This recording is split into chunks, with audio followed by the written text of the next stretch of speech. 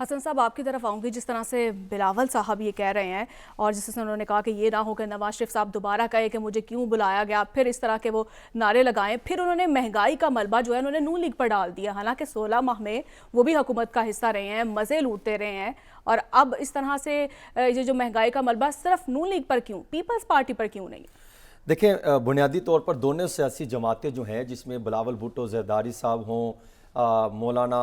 فضل الرحمان صاحب ہوں, یا مسلم لیگ نون کے قائد میاں محمد نواز شریف صاحب, یا 16 ماہ کی حکومت کے پرائم منسٹر, جسے ہم چیف پرائم منسٹر کہہ سکتے ہیں کیونکہ وہ کافی ساری سیاسی جماعتوں کے پرائم منسٹر تھے, شہباز شریف صاحب ہوں, وہ کوئی بھی اپنی پرفارمنس کی بات نہیں کر رہا. اور مجھے ایسے لگتا ہے کہ آج کے کاغذات نامزدگی کا آخری روز تھا, اگر یہ پرفارمنس پر بات کرنے لگیں گے تو شاید جتنے بڑے یہ ترم خان سیاستدان ہیں, یہ لگ بھگ کوئی 20-22 کے قریب بنتے ہیں, یہ تمام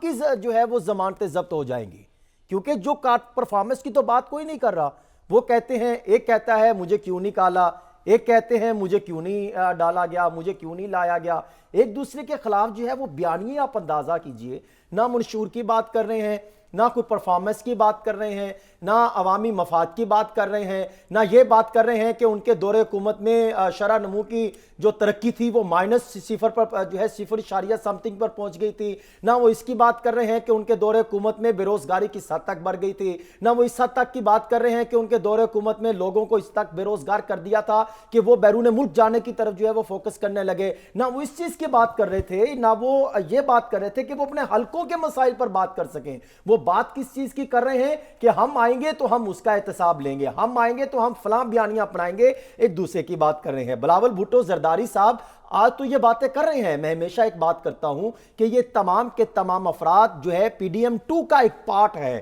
جس کی انیشیل سٹیج کا آغاز ہو چکا ہے, جس میں آہستہ آہستہ بڑھتی چلے جائیں گی. اقتدار کا نشہ جو ہے, حوث اقتدار جسے میں یہ کہتا ہوں, جس کو لگ جائے وہ ختم نہیں ہوتا. وہ چاہے جانے دیتے بھی ہیں, جانے لیتے بھی ہیں, اور عوام کو بیوقوف بھی بناتے ہیں. یہ اقتدار ہے. دیکھیں نا, اقتدار کا ایک فارمولا جس کو میں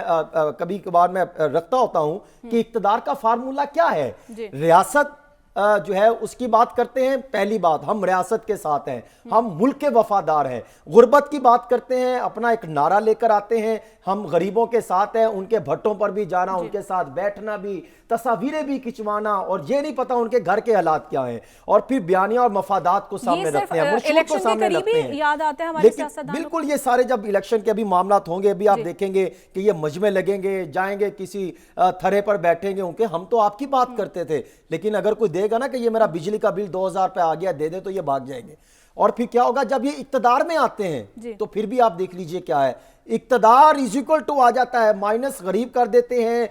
بیانیہ کو اڑا کر رکھ دیتے ہیں, منشور کو سائٹ پر رکھ دیتے ہیں, عوامی مفادات کو نظر انداز کر دیتے ہیں. پھر ہوتا ہے مال بچاؤ, خاندان بچاؤ, بدلے لو, شہنشاہت کو پروٹوکول انجوائے کرو, پھر جو ہے وہ لپیٹ لو, بیرون ملک چلے جاؤ, دورے کرو, 75 رکنی کیبنٹ بنا لو, پھر یہ اس کی طرف فوکس کر لیتے ہیں. آج آپ دیکھیں, میں صرف آپ کے سامنے رکھ رہا ہوں کہ ان کے بیانیے, ان کے نعرے, اور آئندہ آنے والے دنوں میں ان کا منشور آئے گا, اس میں ان کے الفاظوں کی خوبصورتی دیکھیے گا. اور لیکن اس کے ساتھ ساتھ جو انہوں نے ابھی پروگرام آنے سے کچھ دیر پہلے جو فرشتے سامنے آئی ہیں, جس کو آپ نظر انداز نہیں کر سکتی, ان کی اگر بات کی رہے تو وہ ایک طوفان تماشا ہے کہ جو بات کرتے تھے عوامی مفادات کی, جو بات کرتے تھے ورکروں کی, وہ کہاں گئے ورکر؟